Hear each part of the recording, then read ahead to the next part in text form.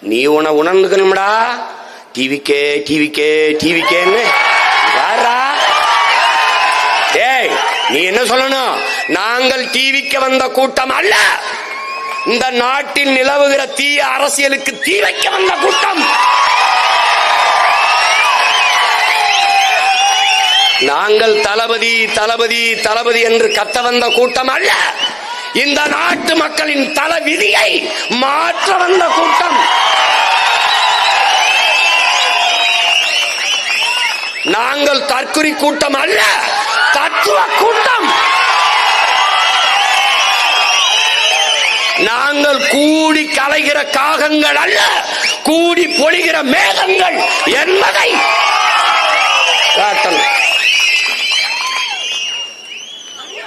என்ன மக்களுக்கான பிரச்சனையை எழுதி வச்சு படிக்கிறவங்க இதயத்திலிருந்து பேசுறவங்கடா. டே ஏண்டா என்ன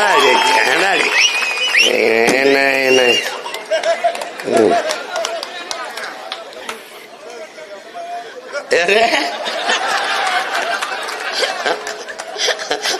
வலது பக்கம் திரும்பவும், வேகமாக கையை உயர்த்தவும், இங்க இடத்துல சத்தமாக பேசவும். அதானே நான் டைரக்டருக்கு கீழே நடிச்சு பழகி ஒரு டைரக்டர் தேவைப்படுது.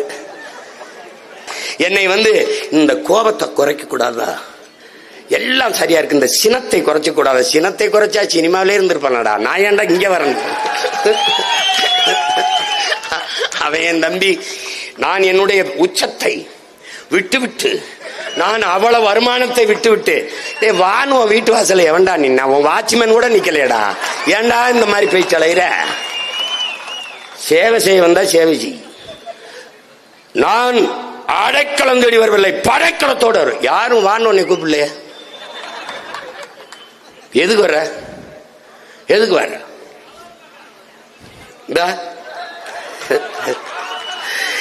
என்னுடைய அன்பு சகோதரன் அஜித்தும் ஐயா ரஜினிகாந்த் அவரும் தங்களுடைய புகழை வியாபாரம் செய்ய விரும்பவில்லை.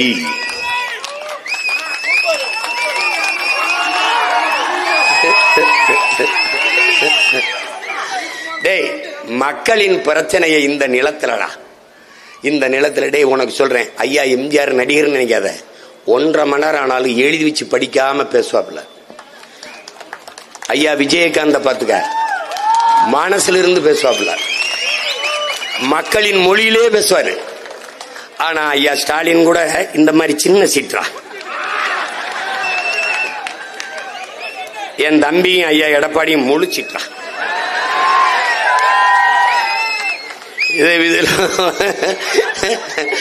பார்த்து எழுதுற மாணவன், படிச்சு எழுதுற மாணவன், எந்த மாணவன் நல்ல மாணவன் நீங்க தான் முடிவு எடுக்கணும். இது என்ன பண்ணிக்கிறது? இப்ப பாத்தீங்கன்னா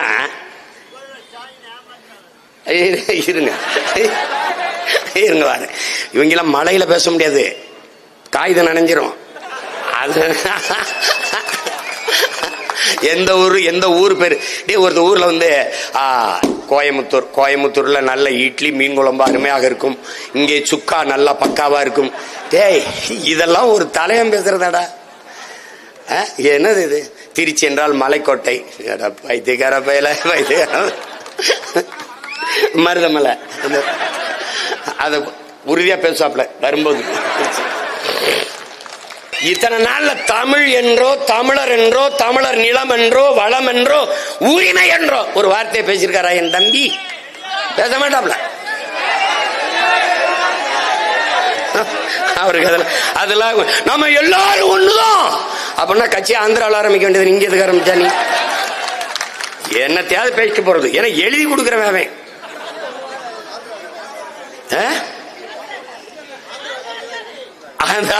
ஆந்திரக்காரங்க தான் எழுதி கொடுக்குறாங்களாம். பூரா அறப்பைத்தியங்களை எல்லாம் தலைவனாக்கி நீ படுற பாடு என்னத்தையோ பண்ணு. என் தம்பி பேசுறாப்புல பாருங்க, சாத்தியமில்லாததை நாங்கள் பேச மாட்டோம். எதை பேசுவ?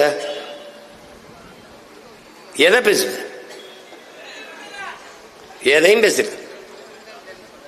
தெலுங்கு டப்பிங் படத்துல பாலகிருஷ்ணன் தெலுங்கு டப்பிங் படம் பார்த்திருக்கடா?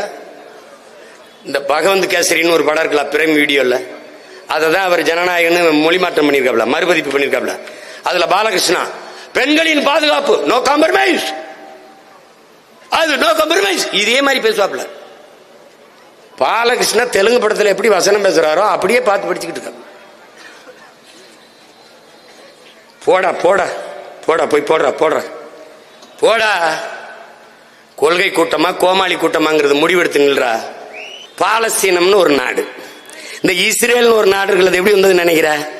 யூதன் நாடற்றவனா தெரிஞ்சான், நாடற்றவனா தெரிஞ்சான்.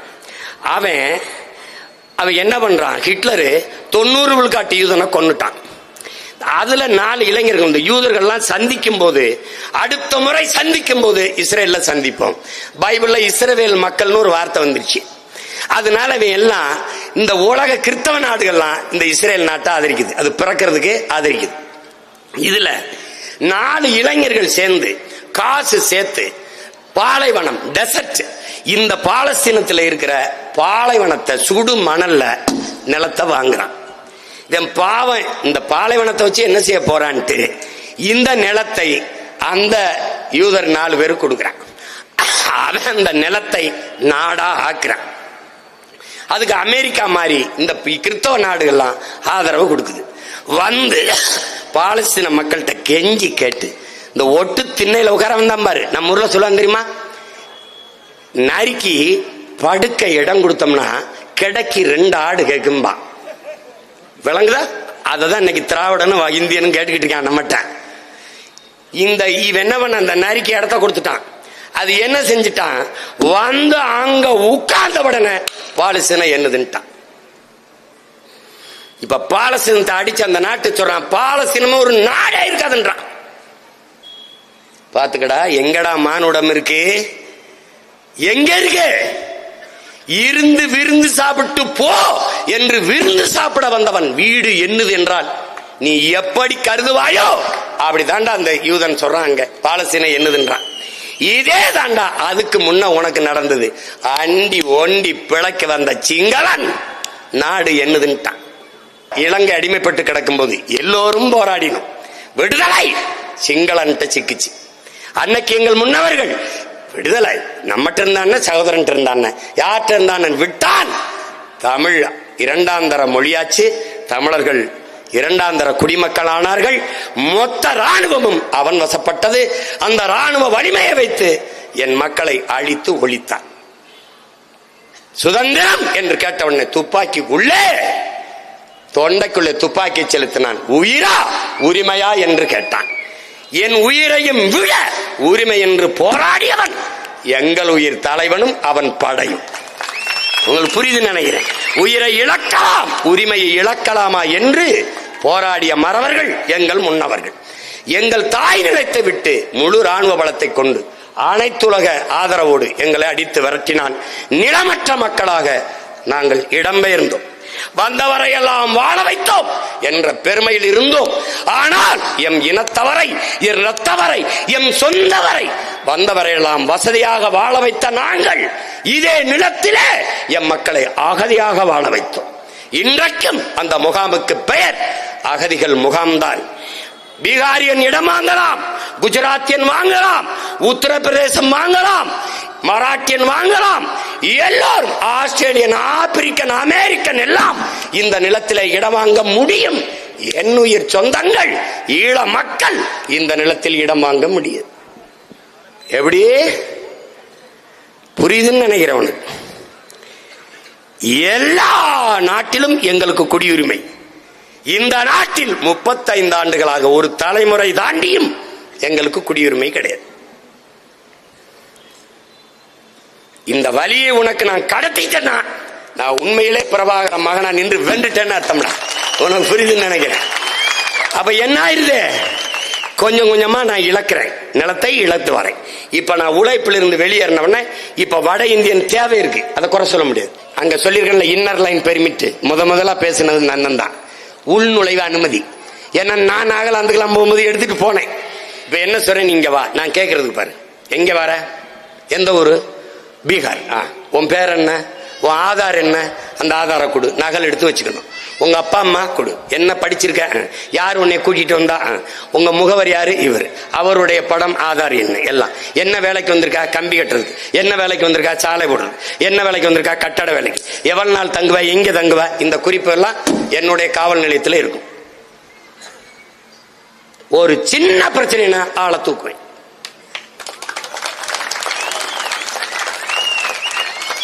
எவ்வளவு நாள் தங்குவ, 6 மாசம். அதுக்கப்புறம் இங்க நோ ஓவர் ஸ்டே, ஊருக்கு போயிரு. நீ வா வேலை செய், போயிரு. ஓட்டு ஊர்ல போட்டு, இங்க போட்டா கதை முடிஞ்சிடும். நீ எனக்கு வச்சிருவா வெயிட். சரியா 5 வருஷத்தை இந்திக்காரன் எங்களுக்கு ஒரு தொகுதி தான் போராடுவான்டா. பெருந்துறை கேட்பான், இல்ல இந்த தெற்க கேட்பான். அப்படிதான் போயிட்டு இருக்கான். கேட்பான் திருப்பூர் கேட்பான்.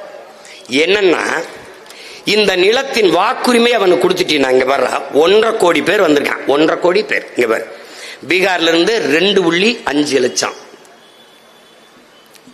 இந்த மகாராஷ்டிரால இருந்து உத்தரப்பிரதேசத்துல 2.3 லட்சம். இங்க வந்து இங்க பாரு 3 விழுக்காடு. எல்லாம் நல்லா கவனிச்சுக்க.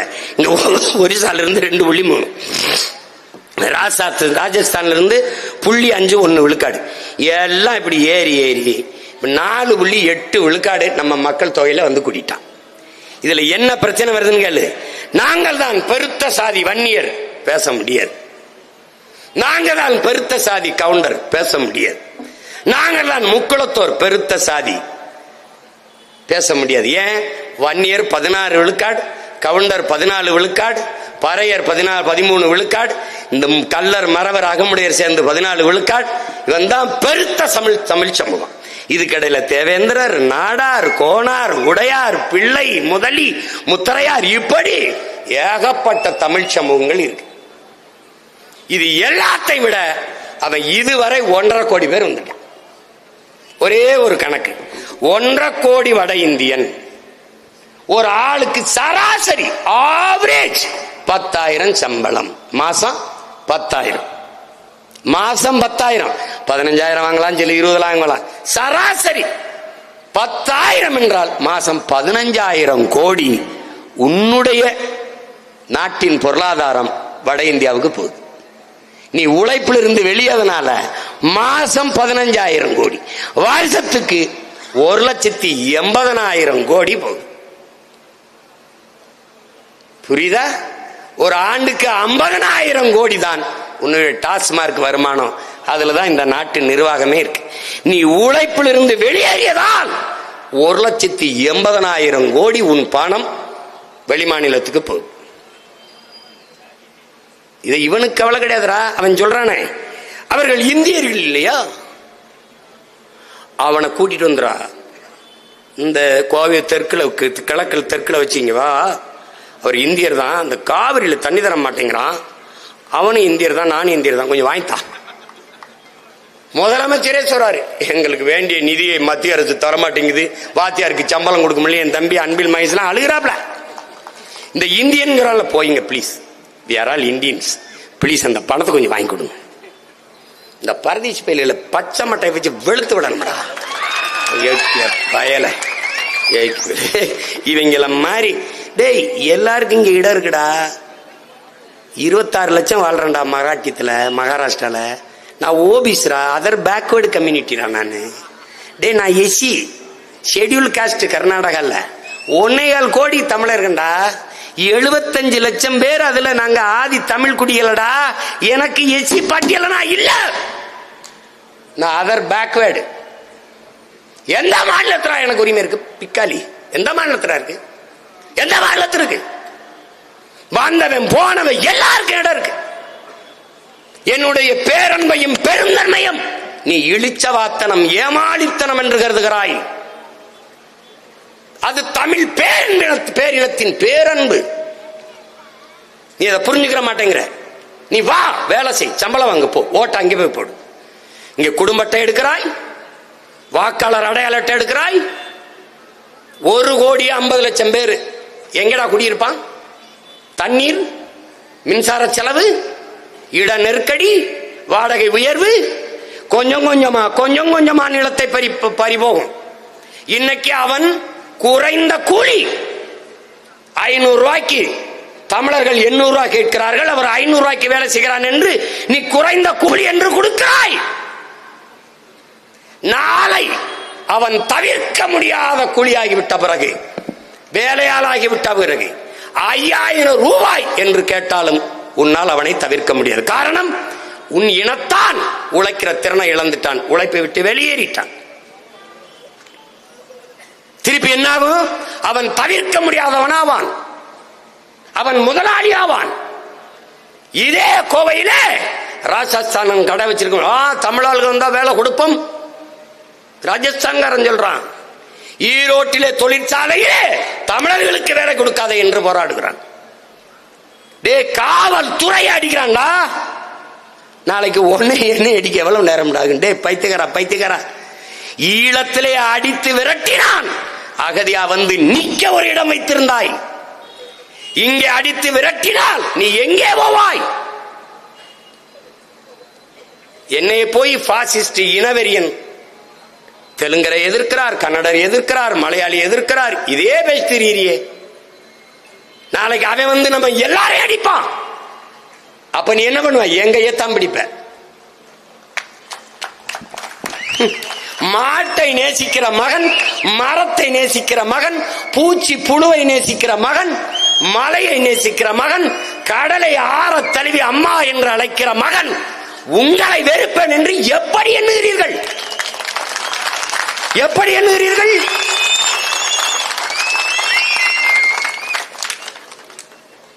என்னரும் இஸ்லாமிய சொந்தங்கள் எனக்கு வாக்கு செலுத்தவில்லை, அவர்கள் என்னோடு நிற்கவில்லை. ஆனால் நான் உங்களோடு நிற்கிறேன் என்று இதுவரை நிற்கிறேன். யாரோடு நான் நிற்கவில்லை?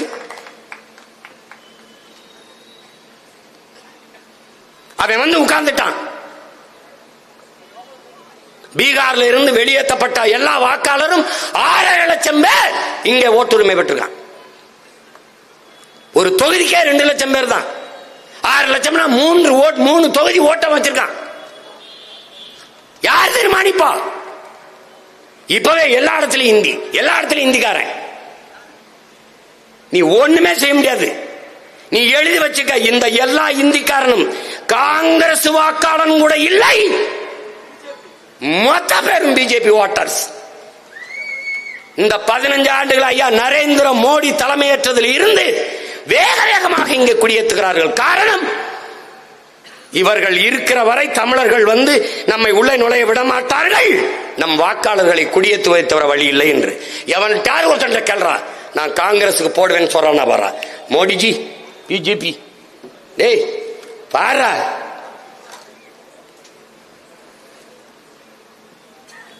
ஏன்னா உன்னைய வட இந்தியாவில் வேலை பார்க்க இந்தி படிச்சுட்டு வாங்குறான்லடா, அவன் ஓ நாட்டில் வேலை பார்க்க ஏன்டா தமிழ் படிச்சுட்டு வர மாட்டேங்கிறான்? நீ ஒரு பைத்தியக்காரா. அவன் கடையில இந்திக்காரன்லாம் வந்துட்டான், அவனோட பேச வசதிக்கு இந்தி கத்துக்கிட்டு தெரியாடா பைத்தியம். அவன் ஏன்டா உன்னோட பேச தமிழ் கத்துக்கிட்டு வரல? தமிழன் காசு வேணும், தமிழ் வேணாமாடா? டே என்னைக்குடா உனக்கு மான ரோட் சூடு சொரல வரப்போகுது? டே நீ வாட்டர் குடிக்காம தண்ணி குடி, சாத ரைஸ் சாப்பிடாம சோறுன்னு, அன்னைக்கு அது சூடு சொரண மானம் எல்லாம் வருதான்னு பாப்போம். என்னடா பைத்தியக்காரா, யாரோட பேரண்டா நீ? இவ்வளவு பெரிய இனக்கூட்டத்திலே இந்த நிலத்தை ஆள ஒருவனுக்கு கூட வர தகுதி இல்லை. வெள்ளக்காரன் சொல்றான்டா, தீரா நீ ஆண்டுக 50 விழுக்காடு கப்பத்தை என கட்டு, 50 விழுக்காட்டை நீ மக்களை நிர்வாகம் பண்ண வச்சுக்க, நீ ஆள் அந்த உரிமையை நான் தரேன்னு. இங்க பாரு, ஒருத்தன் சொல்றான்டா, யாரோட நிலத்தால யாரா எனக்கு உரிமை தர்றது? டேய் யாரா நீ யாரா?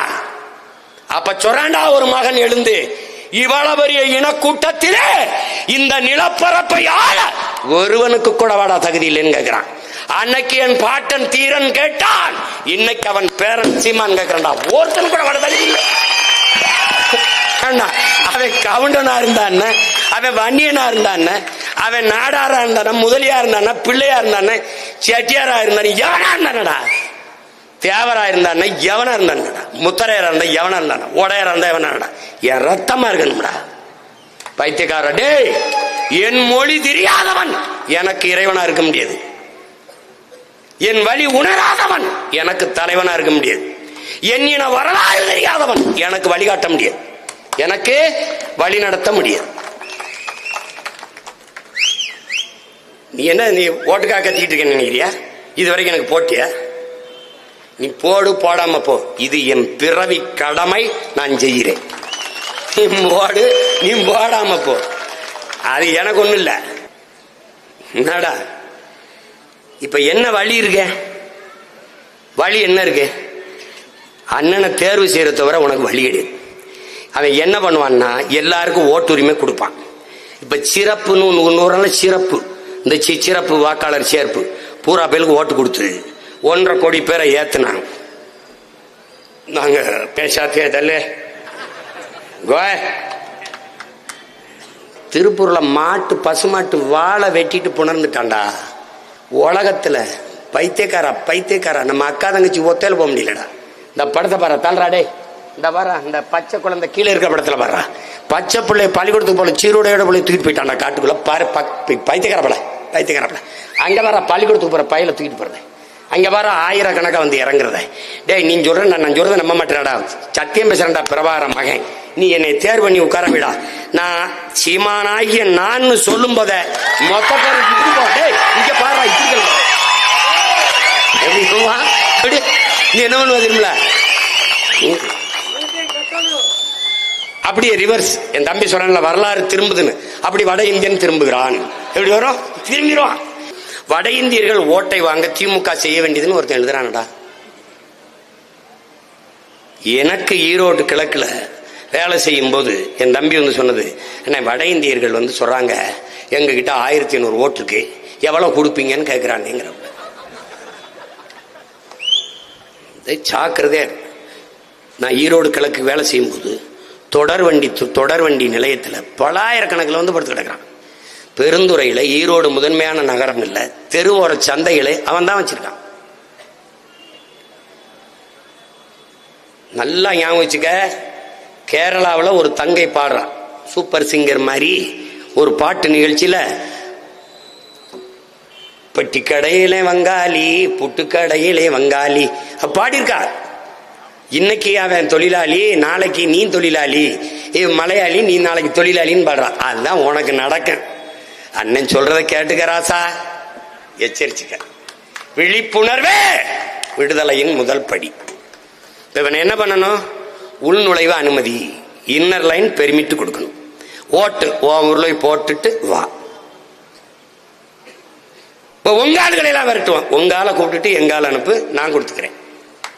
இவ்வளவுதானே தம்பி. அரசியலும் அதிகாரமும் அவன்கிட்ட போச்சுன்னா நீ நிலத்தை இழந்து நிலமற்ற அடிமை அகதியாகி அடித்து விரட்டப்படுவாய். இந்தி பேசும் இன்னொரு மாநிலமாக இது மாறிட்டது. இப்பவே இது இங்கிலீஷ் நாடும் இல்ல, தங்கிலீஷ் நாடு. தமிழோடு சமஸ்கிருதம் கலந்த 1800 கன்னடனானாய், 1500 தெலுங்கனானாய், வெறும் 500 ஆண்டு 15ஆம் நூற்றாண்டில் மலையாளியானாய், பிறகு தொழுவனானாய். இப்போது நீ உன் தாய்மொழியோடு இங்கிலீஷ் கலந்து தங்கிலீஷாக இருக்கிற. நீ தமிழன் இல்லை, ஒத்துக்கணும். தமிழ் மீட்சியுற, தமிழர் எழுச்சியுற, உனக்கென்று அரசியல் அதிகாரம். அதுக்கு ஒரே வழி, நாம் தமிழர் கட்சி வெல்வது. நீ உன்னுடைய வெற்றிடத்தை, உன்னுடைய உழைப்பின் தேவையை நீ பூர்த்தி செய்து விட்டால் அவனுடைய தேவை குறைஞ்சிரும். இல்லை என்றால் நீ நிலத்தை இழப்பாய், பலத்தை இழப்பாய். பலத்தை இழந்தால் இனத்தை இழப்பாய். ஆதலினால் என் அன்பு மக்களே, உங்கள் தாய் நிலத்தை பேரன்பு கொண்டு காதலியுங்கள். இப்ப புரியுதுன்னு நினைக்கிறேன். ரொம்ப கவனமாக. இது ஓட்டுக்காக பேசுறவன் கிடையாது. எனக்கு என்ன, இந்திக்காரன் போடலைன்னா போட்டா போடுறேன், போடலைன்னா போறேன். இந்திக்காரருக்கு என்ன வேணும்? உங்களுக்கு ஒரு தொகுதி தர்றேன். உங்களுக்கு என்ன வேணும்? குடும்ப அட்டை, ரேஷன் கார்டு தர்றேன். இவங்க எல்லாம் இந்திய எதிர்ப்பு என்னடா? சவுகாரப்பேட்டையில இந்தியில சோரட்டி ஒட்டி ஓட்டு கட்டுறவங்கடா திமுக காரங்க. ஈரோடு கிழக்குலையும் அவன் பேசுவான்டா. அவன் நாடா அவன் நிலமா? எச்சரிச்சுக்க தம்பி. விழிப்புணர்வே விடுதலையின் முதல் படி. நம்முடைய தலைவர் நமக்கு கற்பிச்சது. அவன் அடிச்சு விரட்டுறதுக்கு முன்னாடி நீ எச்சரிச்சுக்க. உன் இடத்தை பிடிச்சுக்க. உன் இடத்தை உறுதி செய். உன் இனத்தை முன்னிறுத்து. இருக்க இடமற்றவன் அனைத்துலகம் பேச அருகதையற்றவன். நீ சொந்த இடத்துல இல்லாம அமெரிக்க ஏகாதிபத்தியமே உன்னை வன்மையாக கண்டிக்கிறேன். தொடரே பைத்தியக்காரப்பட. ரஷ்யாவே எந்த பக்கம் தெரியாம கத்திட்டு இருப்பான்.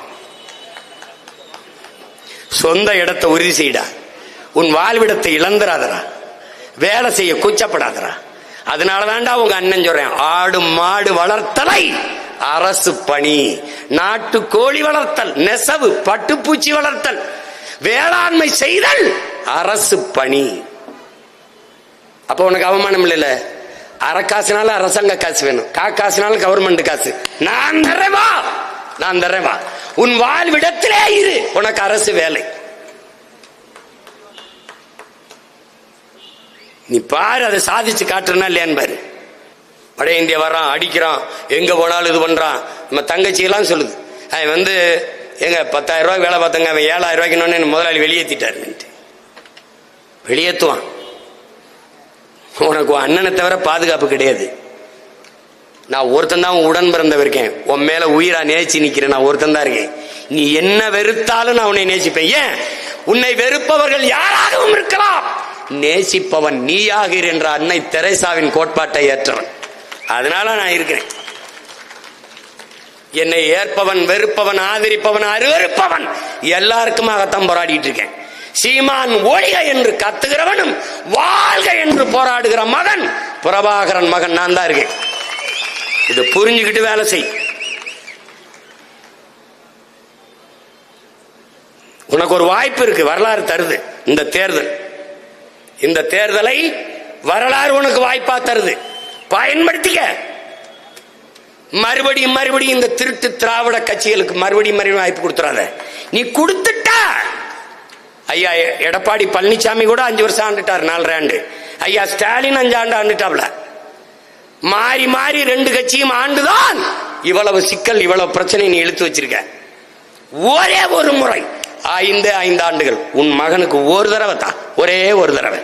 ஒன்னும் செய்வேனா, விவசாயிக்கு ஒரு ஓட்ட போடு. இந்த நாட்டில் யார் வேணாலும் தோற்கலாம், விவசாயி தோற்றான் என்று வரலாற்றில் செய்தி வந்துடக்கூடாது. ஒரு நாட்டில் விவசாயி வாழ்கிறான், வளர்கிறான் என்றால் அந்த நாடு வாழ்கிறது, வளர்கிறது. விவசாயி வாழவில்லை என்றால் அந்த நாடு இல்லை, சுடுகாடு. நீ அவனை வாழவை, அவனை ஆளவை, அவனும் வாழ்வான், உன்னையும் வாழ வைப்பான் என்றதை நினைவில் வைத்துக் கொண்டு நீ வேளாண்மை உழவர் குடியோன் விவசாயி சின்னத்தில் இந்த 26 தேர்தலிலே உன் பிள்ளை எனக்கு வாக்கு செலுத்து. எங்களை சாதி பார்க்காதே, சாதிக்க துடிக்கும் உன் பிள்ளைகளை பார். முகத்தை பார்க்காதே, நிறத்தை பார்க்காதே, நாங்கள் முன்வைக்கும் கருத்தை பார். எங்களிடத்திலே கோடிகள் இல்லை, உயர்ந்த கொள்கைகள் இருக்கிறது. அதை கவனி, அதை கவனி. என்ன இந்த பிள்ளைகள் சொல்கிறோம், யார் சொல்வது இந்த மண்ணுக்கும் மக்களுக்கும் சரியாக இருக்கும் என்பதை பார். யார் கையிலே நாடு இருந்தால் நாடு மக்களும் நிம்மதியாக வாழ முடியும் என்பதை சிந்தித்துப்பார். எங்களிலும் மேலான தத்துவத்தை, கோட்பாட்டை, ஒரு நோக்கத்தை முன்வைத்தால் அவர்களுக்கு போடுங்கள்.